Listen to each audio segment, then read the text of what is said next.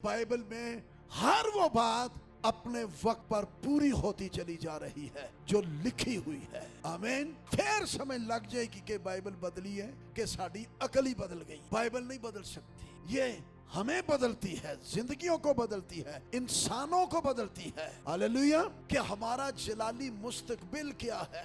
आमीन। और कमाल है, पहला ओ जो मर गए या जिनको मसीह की गवाही की खातिर मारा गया, जिन्हां दी गर्दन लाई, जिनको कत्ल किया गया, जिनको जलाया गया, पहल उन्हां दीजिए। हालेलुया। पहल उनकी है। मुकाशवा 7वें बाब में लिखा है, ये कौन है जो सफेद जामे पहने हुए और हाथों में खजूरों की डालियां। सफेद जामे निजात याफ्ता लोग, पाक लोग, मुकद्दस लोग और हाथों में खजूर की डालियां, फतहमंद लोग, ईमान की अच्छी कुश्ती लड़ने वाले लोग, दौड़ को मुकम्मल करने वाले लोग, जिन्होंने खुदा के बर्रे के लहू से अपने आप को धोया है, ये वो है। आमीन।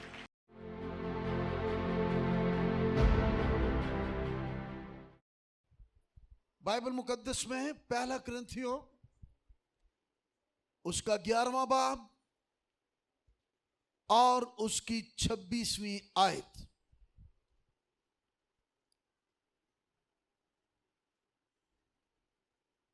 ग्यारहवां बाब और उसकी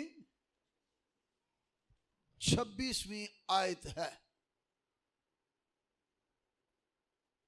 इसे खोलें, सिर्फ एक आयत पढ़ना चाहता हूं।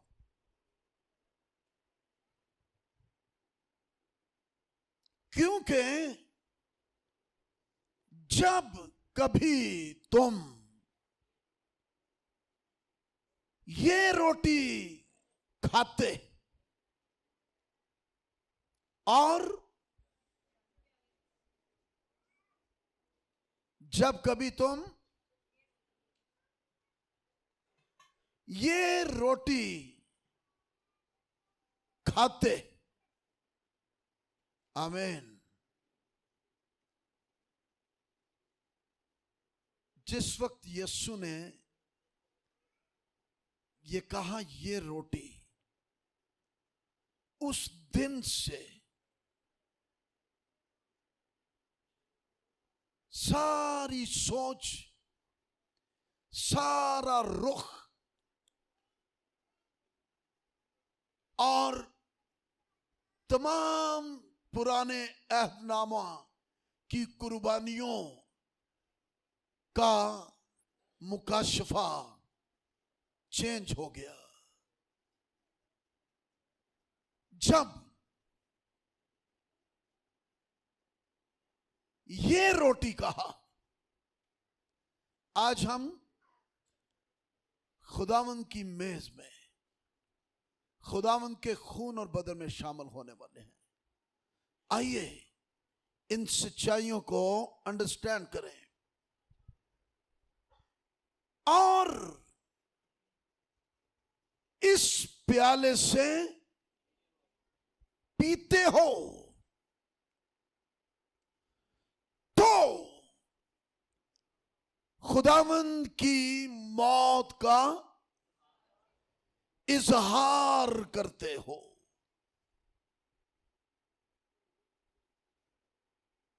आगे, जब तक वो ना आए, बोले सब, जब तक वो ना आए, जब तक वो ना आए। इसका मतलब वाज़ेह है। यीशु मसीह का दोबारा से फिर से दूसरी दफा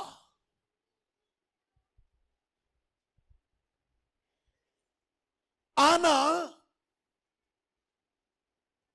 लाज़िम व मलज़ूम ठहर गया था। बात यीशु ने जाने से पहले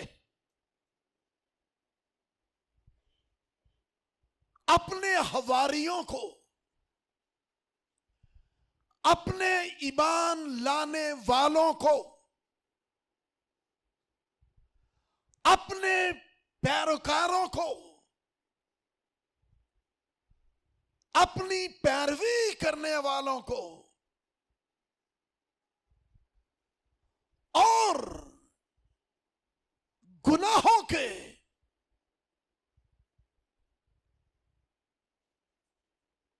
हकीकी कफारा पर ईमान लाने वालों को ये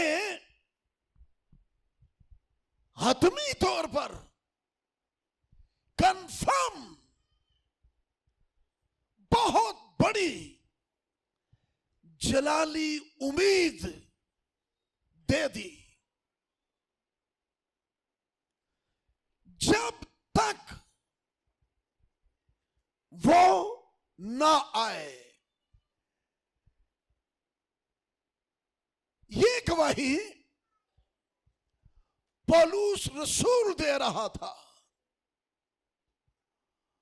और पौलुस रसूल वो है जो अपने आप को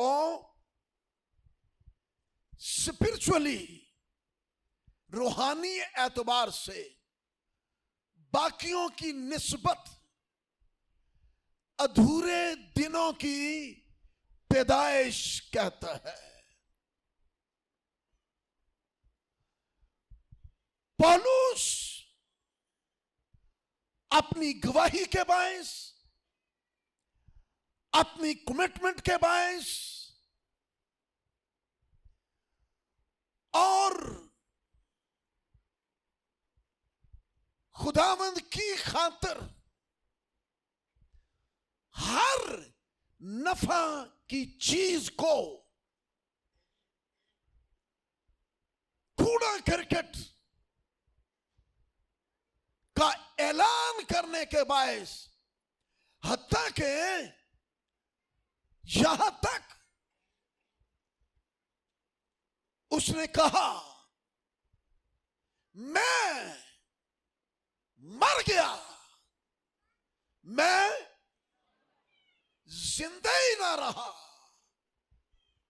कमाल है।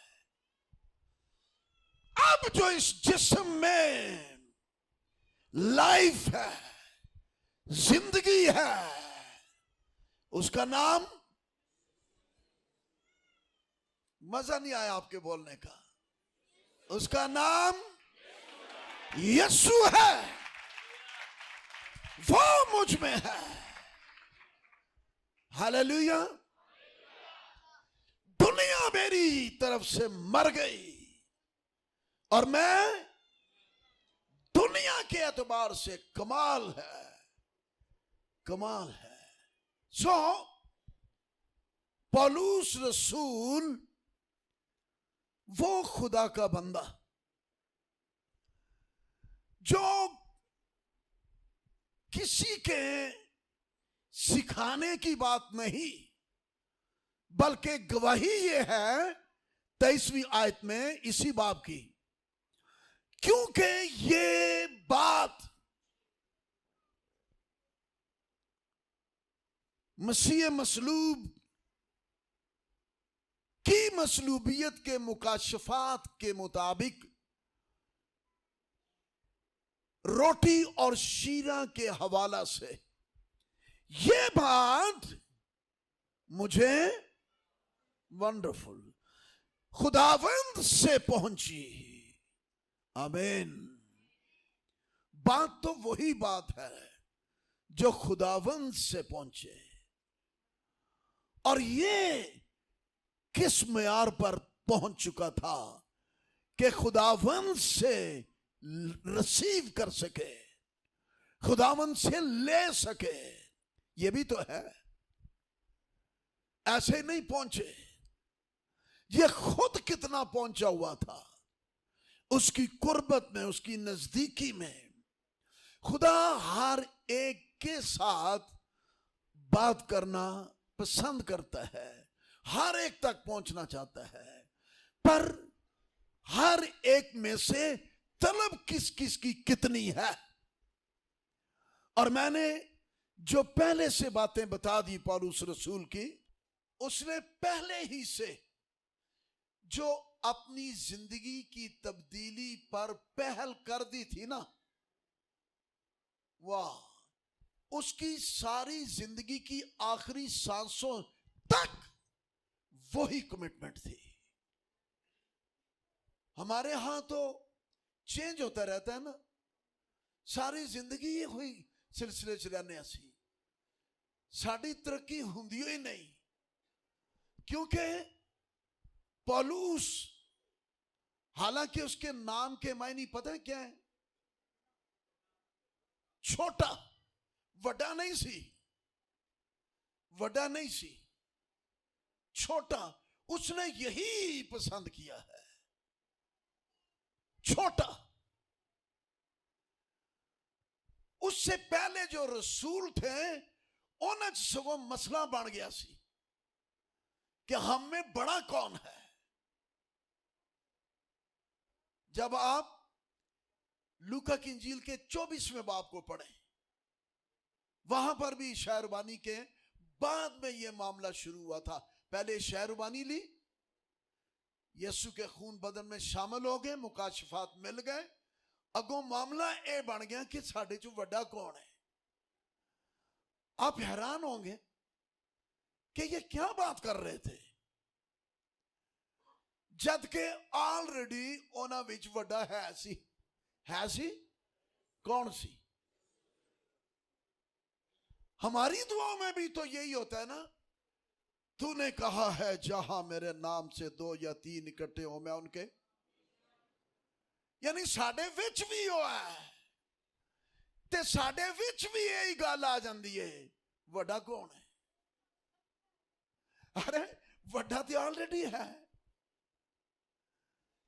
इसी चैप्टर में लूका 24 घर में जाके पढ़ना,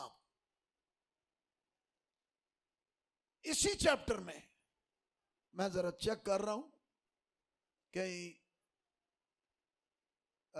गड़बड़ ना हो जाए। सॉरी, 24 चो 2 घटा लो, तुसी कितने हो गए? 22वां बाब है। घर जाके, मेरा अभी ये चैप्टर नहीं, लेकिन आप लूका की इंजील के 22वें बाब को बगौर जरूर मुतालिया करें कि हम में बड़ा कौन है। और इससे आगे जाके फिर यीशु ने क्या, शमाउन शमाउन, देख शैतान ने क्या लिखा है, तुझको या तुमको, बाइबल खुली है, तुझको लिखा है या तुमको मांग लिया। एड्रेस शमाउन को करके बात हो रही है, पर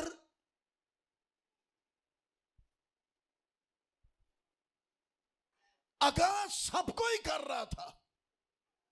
हिब्रू में शमाउन शमाउन 2 दफा, जिसका मतलब है शामे शामे। सुनो सुनो, इशाए रुबानी लेने वालों सुनो, मेरे खून और बदन में शामिल होने वालों सुनो, किनिया ले लिया ने, किनिया ले जा रहे हो, सुनो, क्यों ये मामला तुम्हारे अंदर उठ खड़ा हुआ? हमें बड़ा कौन है? क्यों ऐसी अना पैदा हो गई? क्यों ऐसा तसब्सब और खलफशार माहौल बन गया?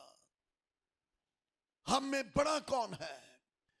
इसलिए यीशु ने आवाज देकर कहा, सुनो सुनो, शैतान ने, किसने? अरे शैतान ने तुमको तुम लोगों को क्या किया है? मांग लिया। आप अंदाजा लगाएं, असी रूहां मांगते रहने हैं, रूहां दे रूहां दे। शैतान कहता मैनू ए ही दे।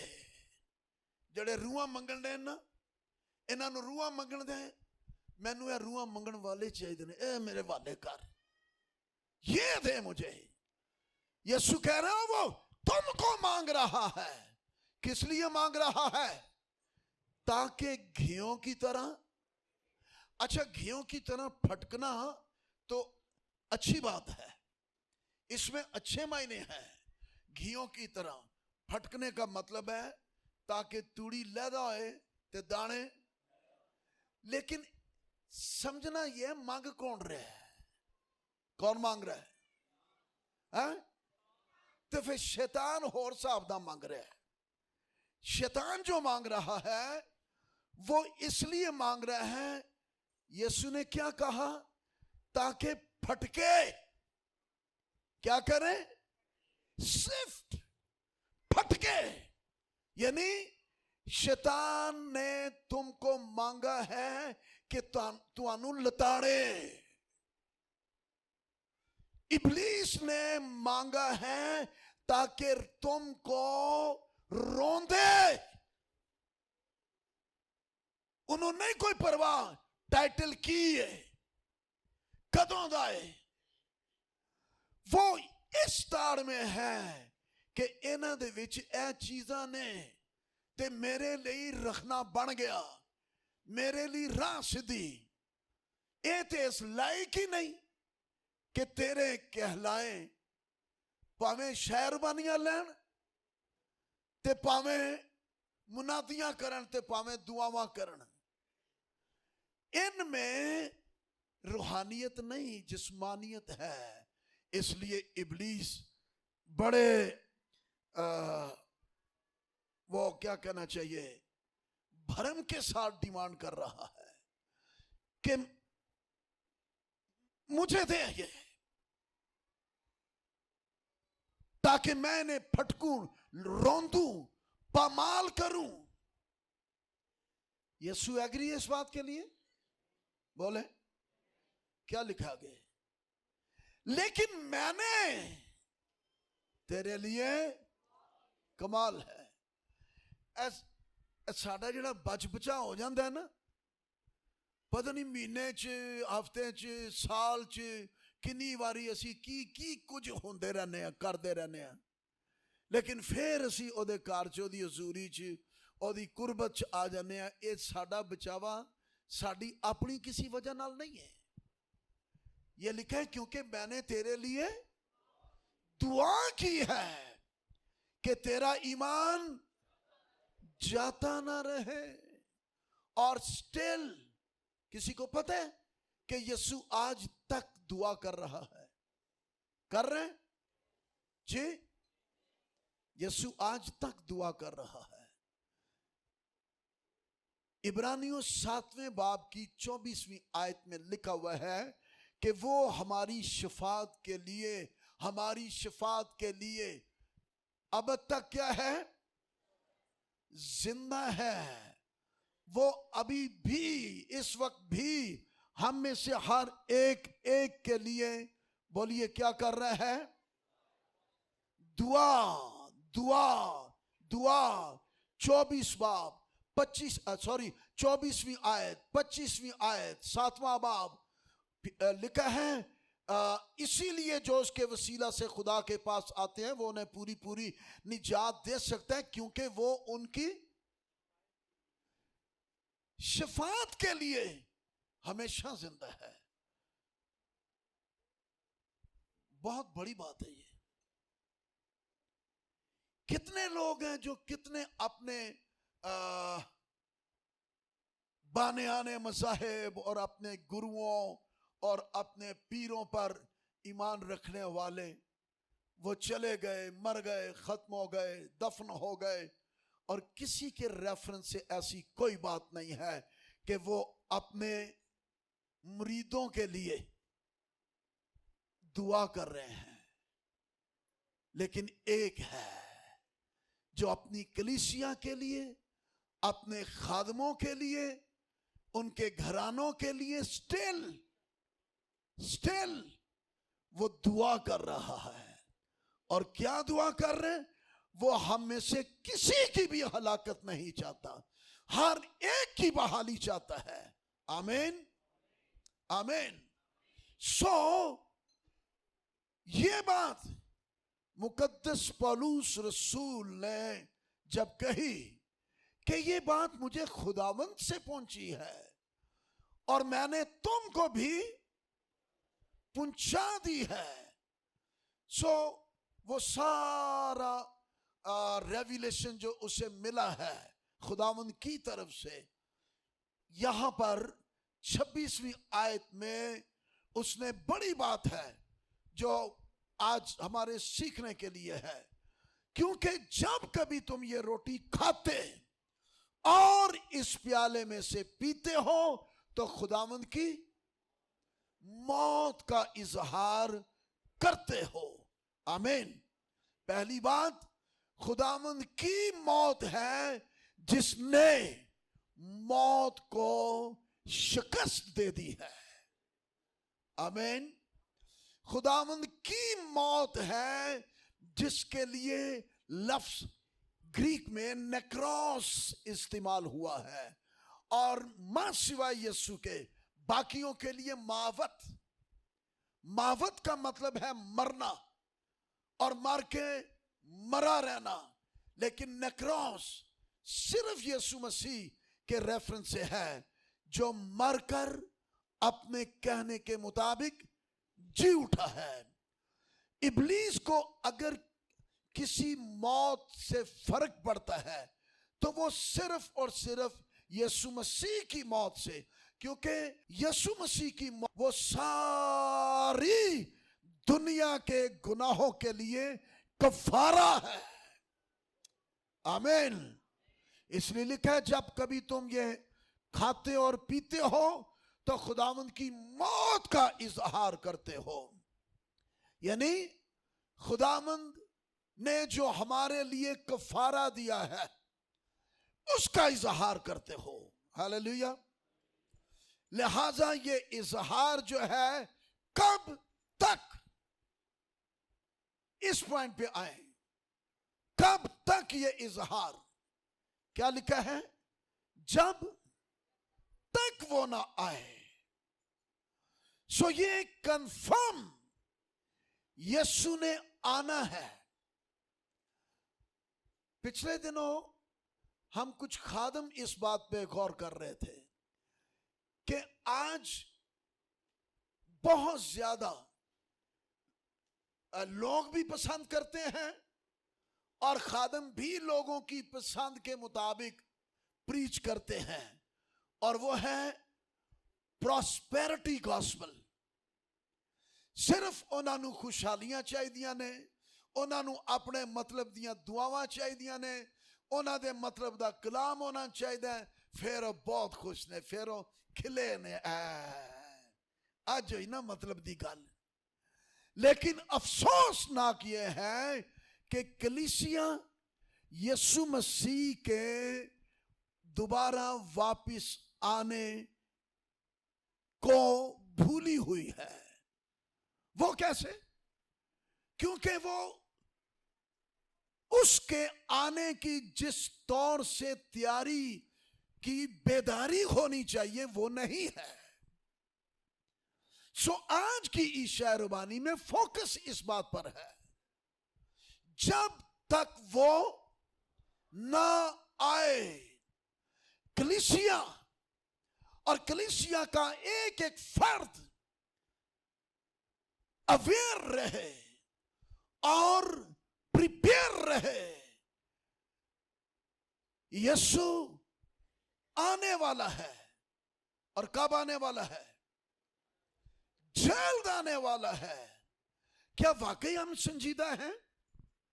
क्योंकि जो लोग इस सच्चाई के मुताबिक जिंदगी गुजार रहे हैं वो कभी भी नापाक नहीं होंगे, वो पाकीज़गी के मेयार को हमेशा बुलंद रखेंगे। क्योंकि लिखा है वैसा ही पाक बनो जैसा तुम्हारा बुलाने वाला पाक है। जब यीशु ने रोटी ली तो कहा ये मेरा बदन है। आमीन। सिर्फ रोटी नहीं ली, बल्कि साथ ये भी कहा कि ये मेरा बदन है। इसका मुकाशवा फिर किसी और को भी कहा कि वो मसीह का बदन है। कौन है बोले? कलीसिया। तो जब यीशु ये कह रहा है ये मेरा बदन है, इसका मतलब ये हुआ कि ये वो बदन है जिसमें कोई खमीर नहीं है, ये बगैर खमीर के है। तो जब कलीसिया मसीह का बदन है तो कलीसिया में, कलीसिया के अंदर खादमों में, बहनों भाइयों में कोई खमीर नहीं होना चाहिए। लेकिन अफसोस है खमीर रख कर भी मुनादियां हो रही हैं जिवें सानू नौकरी मिली है या कोई ड्यूटी लगी है कि ते अस निभानी है। नो, बाइबल में बड़ा वाज़े लिखा हुआ है। वो क्या है? साम 50 है, जबूर यहां लिखा है शरीर को मेरे आइन बयान करने से क्या वास्ता है। यानी मतलब जदों मेरे नाल ही वास्ता नहीं, मेरे वंगू बढ़ना वास्ता ही नहीं इस गल दे नाल, तो उसको मेरे आइन बयान करने से क्या वास्ता है। यानी वो शरीर हो गया हुआ है। और मसीह ने बड़ी वाजे ये बात कही थी कि कुछ ऐसे आएंगे जो कहेंगे हमने तेरे नाम से नबूवतें की, मौजज़े किए, बदरुआ कढ़ियां, ये किया वो किया, और बजाय इसके कि उनको आप क्या समझते हैं, शाबाश मिलती, शाबाश, वेल डन, बहुत अच्छे, एक्सीलेंट। आपको पता है क्या बात हुई थी? बोलो, नहीं पता? यीशु ने कहा मेरी तुमसे कोई वाकफियत नहीं। और आगे, ऐ बदकारो, माय गॉड, ऐ बदकारो, ये गिफ्टेड लोग हैं। और बहुत बड़ा क्रॉस क्वेश्चन है इस पर। वो कोई गलत बात नहीं कर रहे थे, सच बोल रहे थे, लेकिन वो किसी एक वक्त की बात थी कि खुदा अपने गिफ्ट से उनको इस्तेमाल करता रहा। लेकिन गिफ्ट तो वही के वही है, तुम वहां के वहां नहीं रहे, कुछ और बन गए। और उनको कह रहा मेरी तुमसे कोई वाकफियत नहीं है। बहुत बड़ा धोखा है। मसीह की आमद की तैयारी के लिए हमें अपने आप को अच्छी तरह जांचना और परखना है। और बाइबल में लिखा है अपने आप को जांचो, अपने आप को परखो, क्रंथियों ही के खत में लिखा हुआ है। हम इस ठेकेदारी को छोड़ दें, फला कौन है, हमारा यही टॉपिक खत्म नहीं होता। लिखे अपने आप को जांचो, अपने आप को परखो। खून और बदन में शामिल होने वाले भी लिखे अपने आप को जांचे और परखे। और अगर कोई ऐसा नहीं करता तो वो सजा पाएगा, क्योंकि वो जल्द आने वाला है। आमीन। क्या वाकई हम इस बात के लिए सिंसियर हैं, संजीदा हैं कि वह कदी कदी याद आ जाता, हाँ उन्हें क्या सी आने वाला है, उन्हें आना है।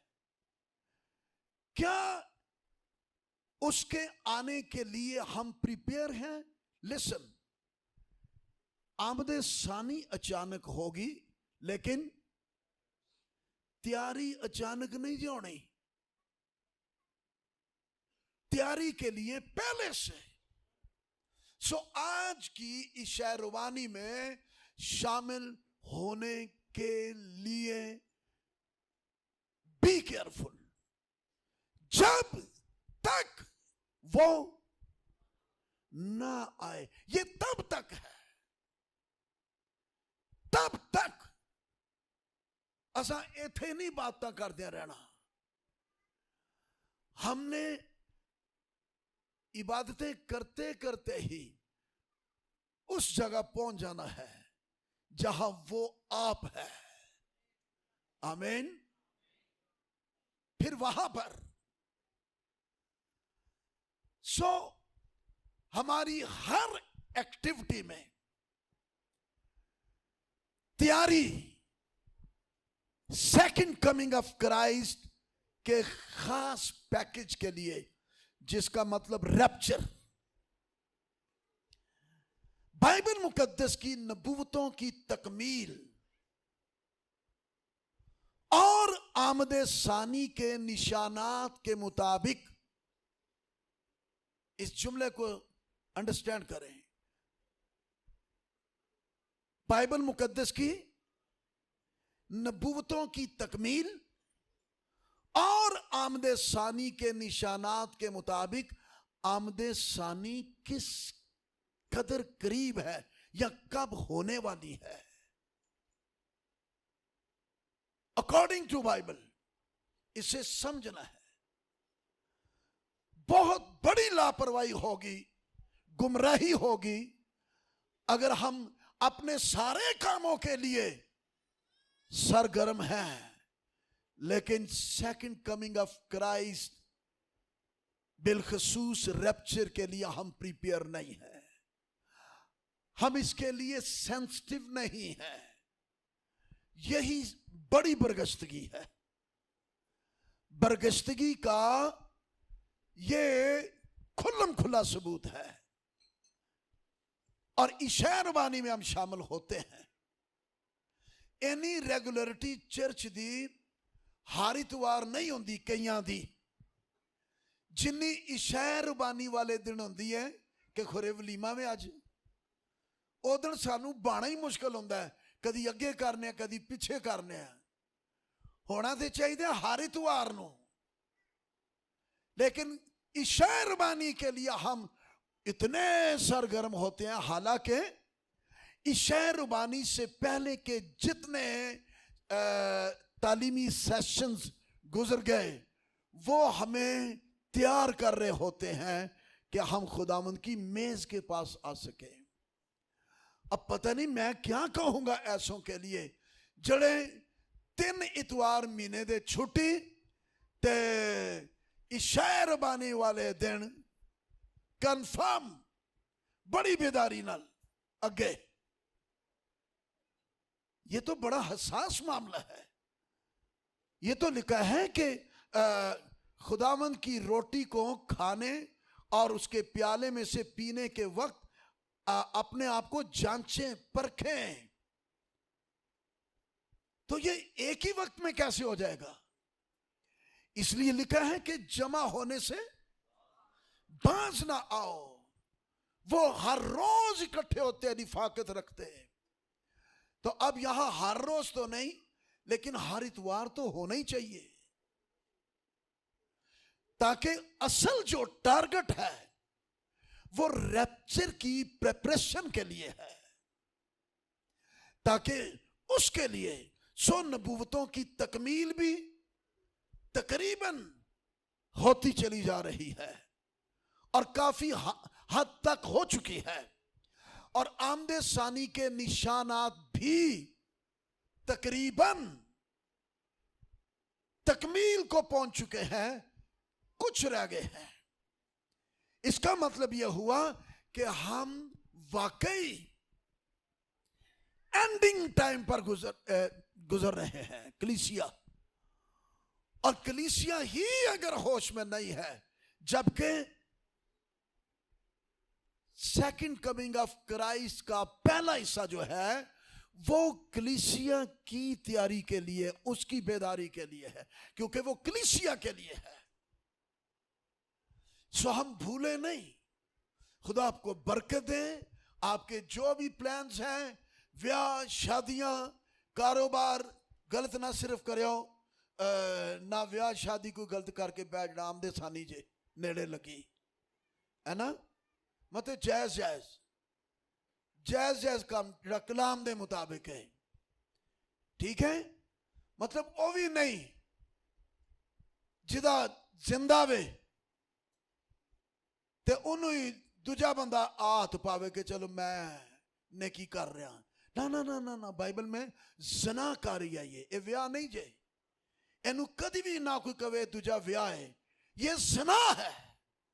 हाँ ये नेकी है अगर किसी का खामद मर गया हुआ है या किसी की बीवी मर गई है, उसके लिए ठीक है। लेकिन अगर ये नेकी भी है, किसी बेवा को आप उसकी ढारस बनते हैं, उसको आप उसकी केयर करने के लिए, चलो तुहाडा भी मामला फैमिली वाला चले ते ओदी भी भलाई होवे। लेकिन जे कोई कवे कि मेरी बड़ी देर तो ताड़ सी, ਇਹਦੇ ਬੰਦਾ ਇਹਨੂੰ ਛੱਡੇ ਜਾਂ ਕੋਈ ਥੋੜਾ ਕੋਈ ਕੰਮ ਢਿੱਲਾ ਪਵੇ ਤੇ ਫਿਰ ਚਪਟਾ मैं मारा क्योंकि मेरी तो मरी है, ओदा ते जिंदा है। Be careful. हमें जो कुछ सोचना है, जो कुछ करना है, हमें खुदा के कलाम के मुताबिक इस बात को मद्देनजर रखना है कि यीशु जल्द आने वाला है। आमीन। यीशु जल्द आने वाला है। जब तक वो ना आए, हम जब भी शेरवानी में शामिल हो, जब भी हमें तब ही ये बात हमेशा बार बार याद आए कि यीशु जल्द आने वाला है। आमीन। सो मत्ती की इंजील के 24वें बाब को मैं नहीं पढ़ूंगा अभी, आप जाके पढ़ें। 24वां बाब उसकी 36 से 44 आयत। फिर अंजीर के दरख्त का यीशु मसीह ने जो नबूवती बात कही थी वो तकमील को हो गई है, वो पूरी हो गई है। यरूशलेम की बहाली, यीशु मसीह ने ये बात भी कही थी। ओके। इस्राएल की वापसी, ये बात भी नबूती हो गई थी, ये हो चुकी हुई है 1948 में, ठीक है। 666 का जिक्र आज किसको नहीं पता 666 का? अब तो मीडिया पर हर तरफ वायरल है, सब लोग समझ रहे हैं। 666 की बातें कभी सिर्फ मुकाशफा 13वें बाब के अंदर पढ़ा करते थे, अब तो मीडिया के अंदर ये बातें फैली हुई हैं, ये खबरें फैली हुई हैं। ऐसा नहीं है, ये है। फिर वन वर्ल्ड रिलीजन, यानी एक ही मजहब। आपको पता है ये हो रहा है, सब कुछ पता है। ये मसीह की आमदे सानी से पहले ये आमदे सानी के निशानात और ये आमदे सानी की तकमील की जो नबूवतें हैं। फिर दानियल के 70 हफ्तों की रोया जो तकरीबन पूरी हो चुकी है, थोड़ा सा हिस्सा उसका रह गया हुआ है। फिर तीसरी बार हैकल के बनने की तैयारी तो पता है हो रही है? ये निशानात हैं, नबूवत की तकमील भी है और मसीह की आमद के क्या है? निशानात हैं। एंटी क्राइस्ट की तैयारियां बच्चे बच्चे को समझ है अब तो एंटी क्राइस्ट कौन होता है और इसकी तैयारियां पता है आपको हो रही है, पता है आपको? उसकी स्टैंप और 666 नंबर, ये सब कुछ, ये सारी तैयारियां हो रही हैं। अरे ये सब कुछ ही तो खुलेआम हर बच्चा और बड़ा समझ रहा है, फिर भी सर्दमैरी है। Church be alert. दूसरा पत्रस 3 बाब 3 से 4 आयत, 8वीं से 12वीं आयत, इन आयत को पढ़ें। मैं इस वक्त नहीं पढ़ूंगा, आप पढ़ें घरों में जाके और इनको देखें कि यीशु मसीह जल्द आने वाला है।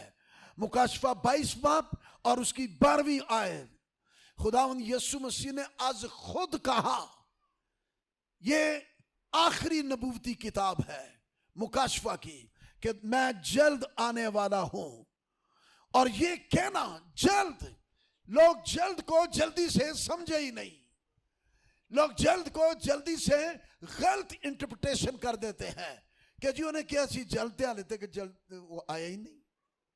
अरे जल्द का लफ्ज जो इस्तेमाल किया गया है, ये लफ्ज हकीकतन मुकद्दसों को, खुदा के लोगों को, कलीसिया को हर वक्त तैयार रहने के लिए तहरीक दे रहा है। ये लफ्ज कि उसके जल्द का कोई पता नहीं है कि वो आने वाला है, यानी आया कि आया। और वैसे भी बिब्लिकली जब हम हिसाब किताब लगाते हैं तो ये मुतफिका आलमों की राय है बाइबल के, जो कहते हैं आदम से लेकर नूह तक 2000 साल का अरसा, नूह से लेकर मसीह तक 2000 साल, कितने हो गए? 4। मसीह से लेकर फिर कलीसिया के मसीह से लेकर फिर आमदे सानी तक, फिर 2, कितने हो गए? 6। तो मसीह आ भी गया, मसीह चला भी गया, और कितना वक्त गुजर चुका है, अब वो फिर आने वाला है। हम कौन से टाइम में खड़े हैं? हम किस टाइम फ्रेम में खड़े हैं? Are you understand? जब कभी तुम ये रोटी खाओ या पियो तो याद रखना कि वो जल्द आने वाला है। आमीन। वो जल्द आने वाला है।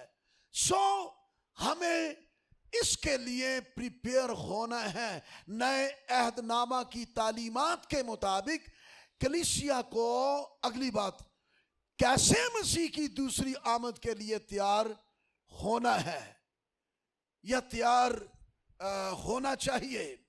मतलब यह है कि तैयार करने वाले भी तैयार हों और जिनको किया जा रहा है वो भी इस बात के लिए संजीदा हो।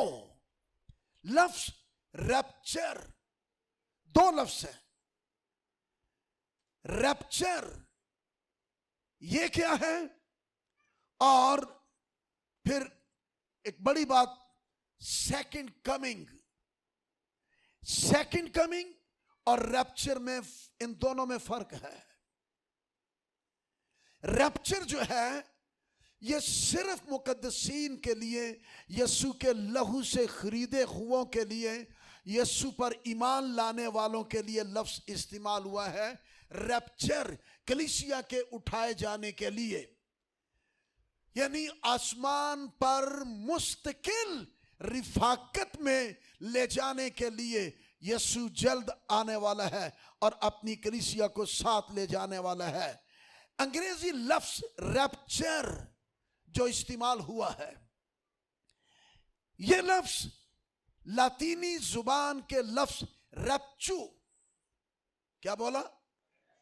रैप्चू से निकला है, जिसके मायने है ऊपर उठाया जाना। लातीनी में रैप्चू ऊपर उठाया जाना।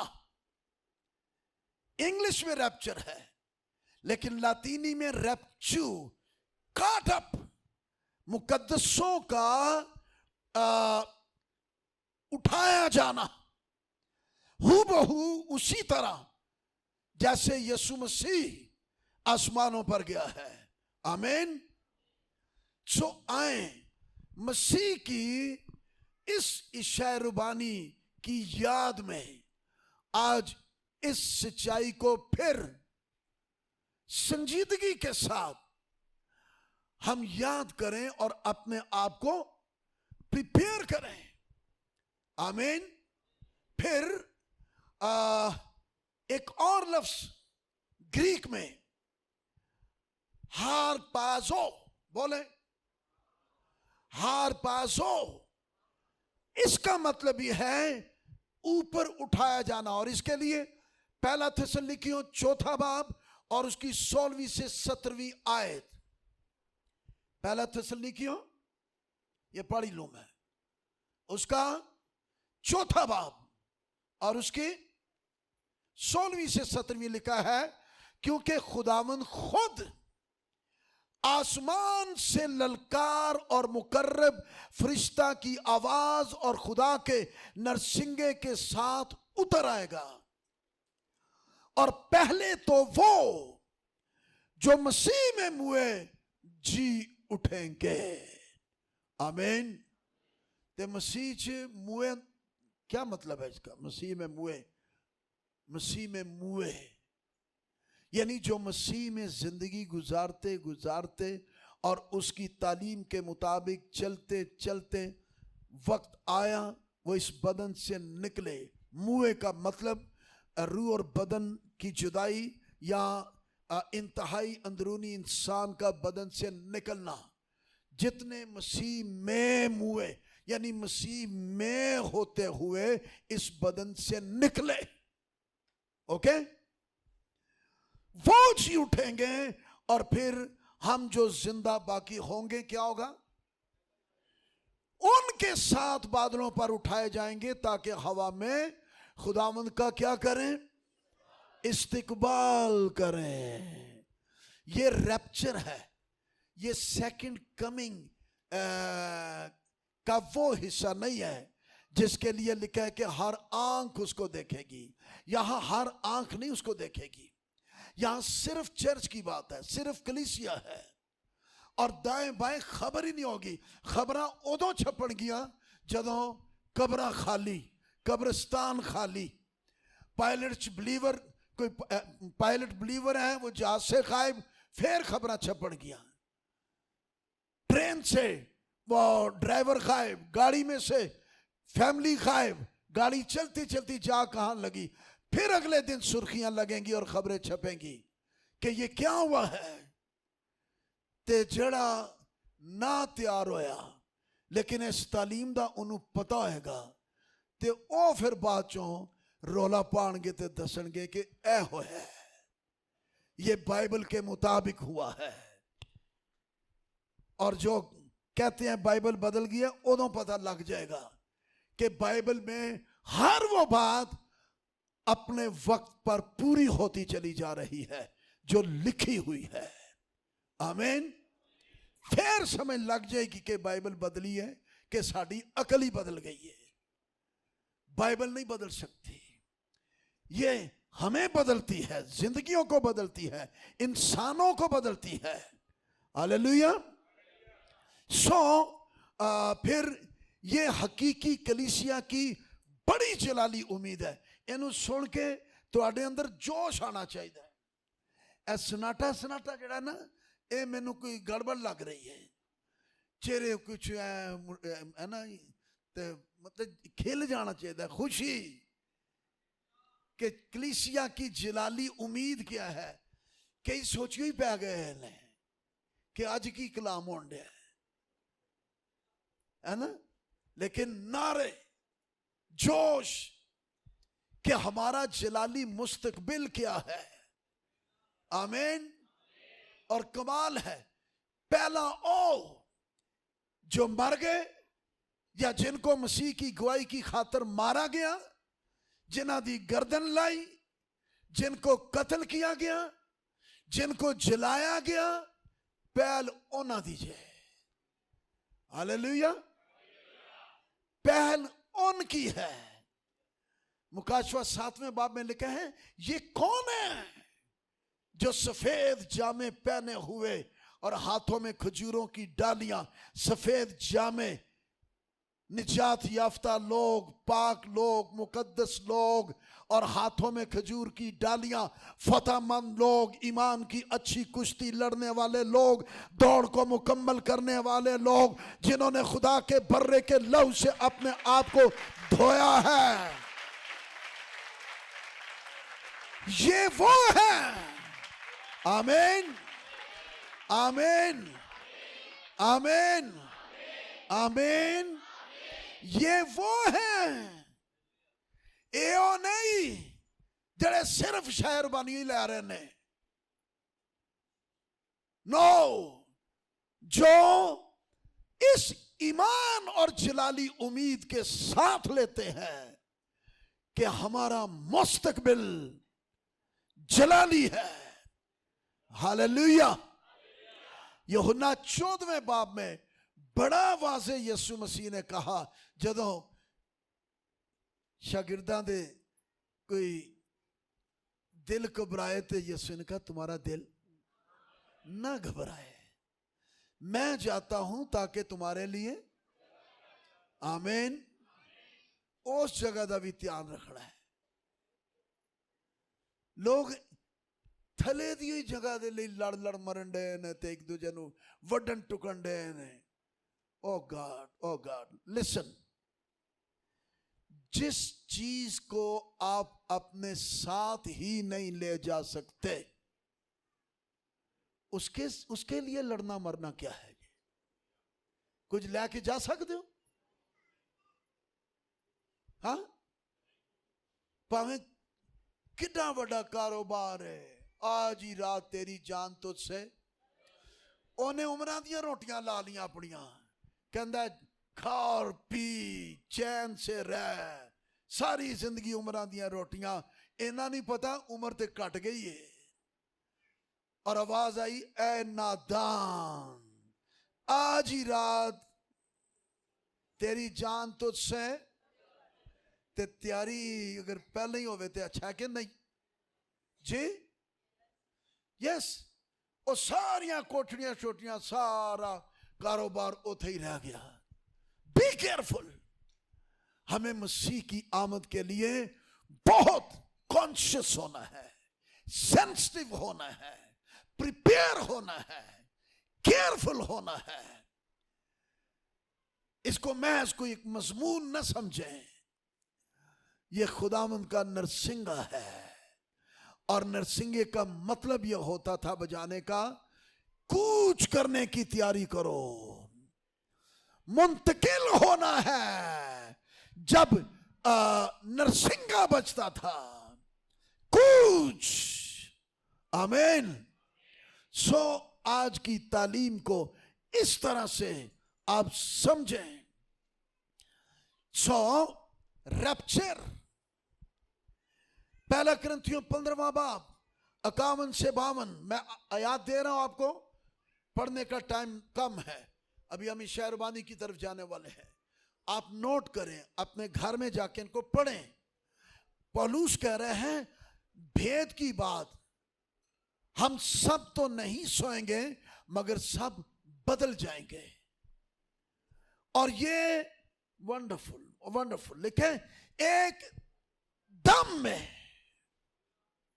एक दम में, एक पल में। अच्छा, एक दम में तैयारी हो सकती है, एक पल में तैयारी हो सकती है। फिर इस बात के लिए कितना हमें कॉन्शियस होना है, क्योंकि इस पर जो अमल है वो एक दम है और एक पल लिखा हुआ है। आयत मैंने आपको दे दी है। ओके, सो रैप्चर मसीह की ये पोशीदा आमद है। सेकंड कमिंग ऑफ क्राइस्ट का जो पहला हिस्सा है ये पोशीदा आमद है। इसलिए यीशु मसीह इसमें दुनिया को नहीं दिखाई देगा। रैप्चर में मैंने आपको वर्ष भी पढ़ के सुनाई है, पहला थिस्सलुनीकियों उसका 4 बाब 16वीं और 17वीं आयत, खुद भी जाकर इन आयत को फिर से पढ़ें। इसमें यीशु मसीह नहीं दिखाई देगा, लेकिन सेकंड कमिंग ऑफ क्राइस्ट जो है वो फिर दुनिया में बड़ा ही अहम तरीन और एक लासानी वाकया होगा। और लासानी की आमदे सानी का वाकया होगा। ओके, सो बाइबल मुकद्दस का आगाज एक वादे के साथ हुआ था। पैदाइश 3:15 किसी को पता है? वो वादा था आमदे लासानी का। ठीक है, बाइबल मुकद्दस की आखिरी किताब मुकाशफा 22 बाब और उसकी 7वीं आयत, ये आखिरी वादा है। और ये वादा है आमदे सानी का। पहले वादा क्या था? आमदे लासानी। कौन है वो पूरा हुआ। आमीन। आखिरी किताब, आखिरी वादा है आमदे सानी का, यानी लासानी की आमदे सानी। सानी का मतलब है कि वो जो पहले आ चुका था फिर दोबारा आएगा। ओके, सो इसके लिए ग्रीक में लफ्ज है एपिफिनो। रैप्चर के लिए ग्रीक में हारपाजियो, हारपाजो, और ये है एपिफिनो, जिसका मतलब है कि ये ज़ाहिरा आमद होगी। इसके लिए मुकाशफा पहला बाब और उसकी 7वीं आयत, रैप्चर का हवाला मैंने आपको दिया तसल्लीकियों में से। मुकाशफा पहला बाब और उसकी 7वीं आयत में लिखा है, देखो वो बादलों के साथ आने वाला है और हर एक आंख उसको देखेगी। ये हर एक आंख है, ये सेकंड कमिंग है, ये रैप्चर नहीं है। हर एक आंख उसको देखेगी और जिन्होंने उसे छेदा था। कौन है वो? किन्होंने ऐसा करवाया? इस्राएल की बात हो रही है। वो रैप्चर में शामिल नहीं है, वो उनके लिए हो रही है। छेदा था वो भी देखेंगे। क्यों यीशु मसीह ने आज तक अपने जख्मों को, अपने हाथों पांव के जख्म को प्रिजर्व रखा हुआ है? फिर इनके लिए होगा, वो इनको दिखाएगा, फिर वो रोएंगे, छाती पीटेंगे, लिखा है, और जमीन पर के सब कबीले उसके सबब से छाती पीटेंगे। जो आज यीशु मसीह पर ईमान नहीं ला रहे और ना जाने यीशु मसीह के लिए क्या क्या कुछ कह रहे हैं। हालांकि यीशु मसीह नूर है और नूर में कोई तारीकी नहीं है, और जो नूर है ही नहीं और लोग उनको नूर कहते हैं, कई हैं जिनको नूर कहा जाता है, लेकिन अरे भाई नूर में तारीकी नहीं है। आमीन। और तारीकी जिस्मानी काम है, नफसानी काम है, लस्ट है, शहवत परस्ती है। वो नूर नहीं है, नूर एक ही है। और कितनी बड़ी हमाकत होगी कि कोई नूर को छोड़ के नूर से दूर चला जाए और किसी और को वो बिलीव कर ले। नेवर। उस दिन सारी लिखा है कि माय गॉड, जमीन पर के सब कबीले उदो अखा खोलन गिया, सारे कबीले देखेंगे कि ये तो वही है जिसका इनकार किया गया, जिसको रद्द किया गया, जिसकी मसलूबियत को पामाल किया गया और फजल के रूह को बेइज्जत किया गया। ये तो वही है। फिर लिखा है कि वो छाती पीटेंगे, वो छाती पीटेंगे, वो रोएंगे, वो चिल्लाएंगे। और मुकाशफा की किताब के 6ठे बाब में, मुकाशफा की किताब के 6ठे बाब में लिखा है, फिर और जब उसने छठी मोहर खोली तो मैंने देखा कि एक बड़ा भूचाल आया। ये रैप्चर के बाद काम होंगे। बड़ा भूचाल, ऐसा भूचाल जो दुनिया में इससे पहले कभी भी नहीं आया। भूचाल आएगा, सूरज कम्बल की मानिंद लिखा है काला, और सारा चांद खून सा हो जाएगा। सूरज भी अंधेरा, चांद भी अंधेरा। क्या दुनिया का सिनेरियो बनेगा, क्या हाल होगा। अभी तो लोग 2 घंटे बिजली चलेगी परेशान, उदों थे बिजली वाला की सूरज भी और चांद भी खूब अंधेर होगा, खौफ होगा। टक्करें लगेगी, एक्सीडेंट होंगे, कुछ दिखाई और सुझाई नहीं देगा। और लिखा जिस तरह जोर की आंधी से हिलकर अंजीर के दरख्त में से कच्चे फल गिर पड़ते हैं, आसमान इस तरह, ओ गॉड, आसमान इस तरह सिरक जाएगा। अभी तो हम ऊपर देखते हैं, हमें अच्छा लगता है, सितारे, आसमान, जब आसमान ही सिरक गया फिर उते की होएगा? लोग डरेंगे, खौफ खाएंगे कि ऊपर क्या है, कुछ भी नहीं है, नथिंग। और फिर लिखा है जिस तरह मकतूब लपेटने से सिरक जाता है, वो लपेटा जाएगा और हर एक पहाड़ और टापू अपनी जगह से टल जाएगा। और जमीन के बादशाह और अमीर और फौजी सरदार और मालदार और जोरावर और तमाम गुलाम और आजाद पहाड़ों के गारों और चट्टानों में जा छुपेंगे। उनको अपनी बिल्डिंगें, life time bed, life time कमरे, लाइफ टाइम सोफे, एजी life time life time life time छोड़ छोड़ के नस जाएंगे। उनका दिल नहीं लगेगा। वो कहेंगे कि गारा लबन सानू, असी गारा च छुपिए, गारों के अंदर चले जाएं। और फिर पहाड़ों और चट्टानों से वो कहने लगेंगे हम पर गिर पड़ो, हम खौफजदा हैं, जान में जान नहीं है, दहशत है, कोई निजात नहीं है, कोई बचाने वाला नहीं है। पहाड़ों हम पर गिर पड़ो, गारों हमें पीस डालो, हम जिंदा नहीं रहना चाहते।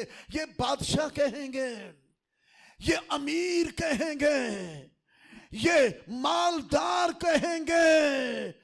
अच्छा ना, अपना माल यसू दे जलाली इस्तेमाल करिए, खूब अच्छी गल है कि नहीं? उदों उस माल नू चटना, फिर उदों सोच आएगी हाय ओए माल माल, मैं अंशील दी खिदमत नूं ला दिंदा, मैं होर दिंदा पादरी साहब नूं, ऐ फड़ निजात दा काम कर, होर बिशारती काम कर, रूहां दी निजात दा काम कर, मैं जफे पापा रखिया। आज वो कहेंगे मालदार, जोरावर और सारे पहाड़ों हम पर गिर पड़ो, हम उसकी नजर से जो तख्त पर बैठा हुआ है और बर्रा के तख्त से हमें छुपा लो। वो सामने जब आ रहा होगा उसका जलाल नहीं देख सकेंगे, उसकी कुदरत लोग नहीं देख सकेंगे, क्योंकि उनके गजब का रोजे अजीम आ पहुंचा। अब कौन ठहर सकता है? Church, be alert. Church, be prepared. Church, be aware. Amen. Amen. आए खड़े हो जाए।